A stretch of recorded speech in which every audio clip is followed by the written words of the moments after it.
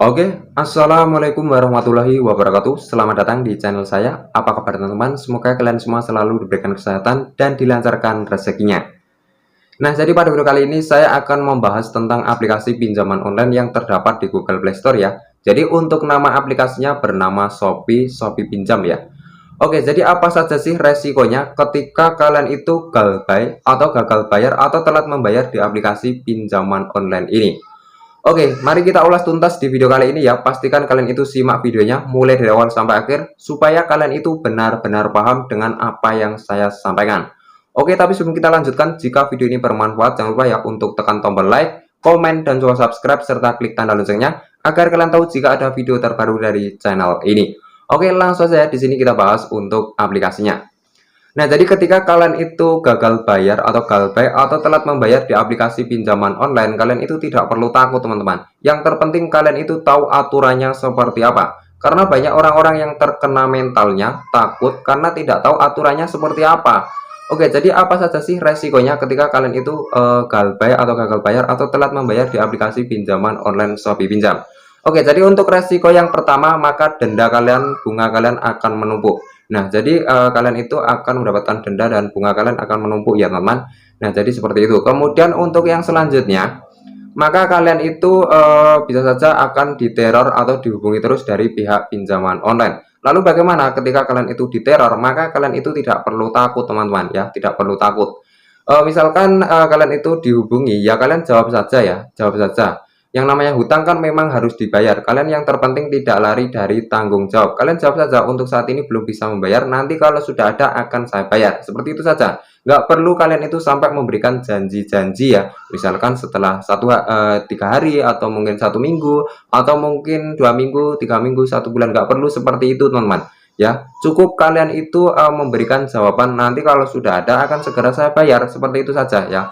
Kemudian untuk yang selanjutnya, misalkan masih mengganggu ya, masih meneror terus, maka kalian itu bisa saja matikan handphone kalian ya, matikan handphone kalian. Yang terpenting kan kalian sudah memberikan jawabannya ya, tidak lari dari tanggung jawab. Nah, misalkan masih mengganggu, kalian matikan handphonenya dan kalian bisa ganti kartu ya.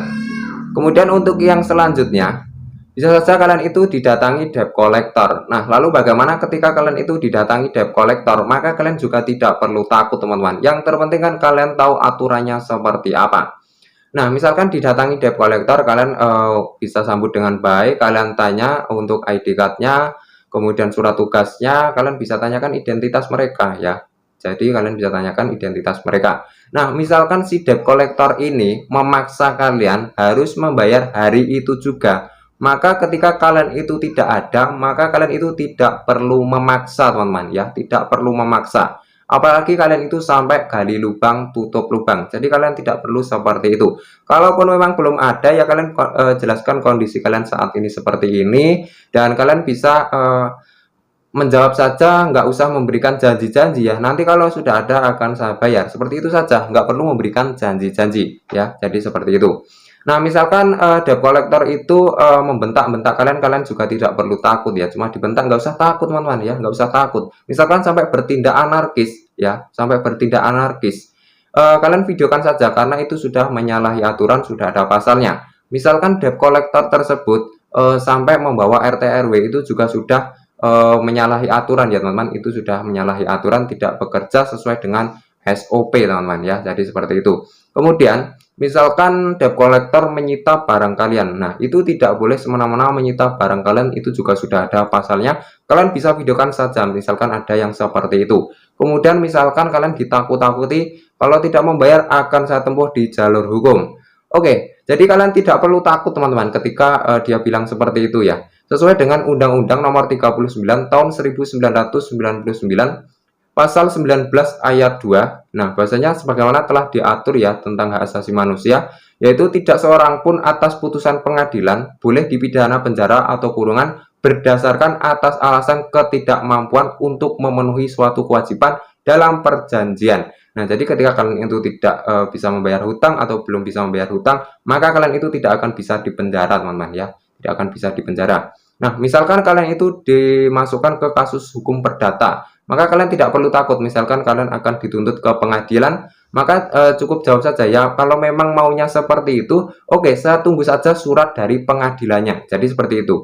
Nah, karena untuk mengurus ke pengadilan, pihak pinjaman online ini harus berpikir berkali-kali, teman-teman. Karena tidak semudah itu. Itu sudah membutuhkan biaya banyak, teman-teman.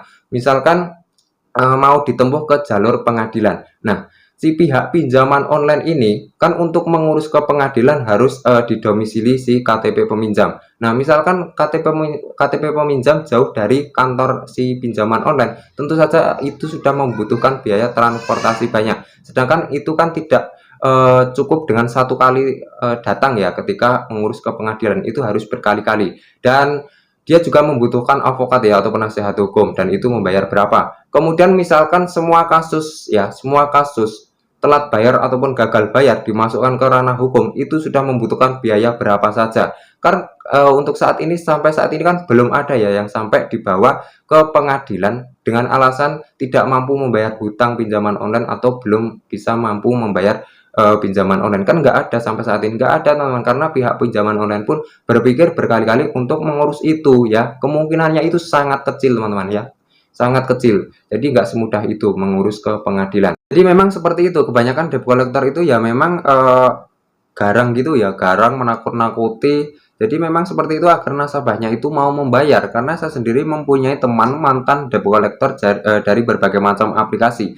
Ya memang dia itu dulu ya seperti itu, menakut-nakuti lah, akan dibawa ke jalur hukum lah. Jadi nggak akan mungkin itu pun sampai dibawa ke jalur hukum. Karena itu sudah membutuhkan biaya banyak ketika mau mengurus ke jalur hukum. Sedangkan misalkan semua yang telat bayar diurus ke jalur hukum, itu sudah membutuhkan biaya berapa, teman-teman. Nah, jadi kalian itu jangan mudah untuk dibolak-balik. Jadi misalkan ditakut-takuti seperti itu, ya udah, saya tunggu saja surat dari pengadilan seperti itu ya. Jadi kalian jangan mudah untuk ditakut-takuti, dibolak-balikkan ya. Jangan semudah kalian itu terkena mental ya.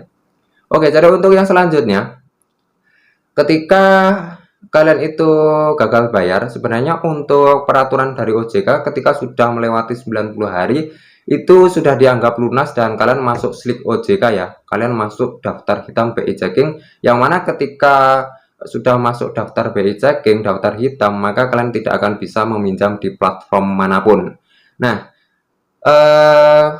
buat teman-teman yang gagal bayar ya, seharusnya kan yang namanya hutang memang harus dibayar. Misalkan kalian itu ingin melunasi hutangnya, kalian cukup bayar saja, negosiasi dengan pihak pinjaman online, bayar pokoknya saja. Misalkan kalian hutang 2 juta, ya sudah bayar 2 juta saja, bunganya nggak usah ya. Jadi seperti itu.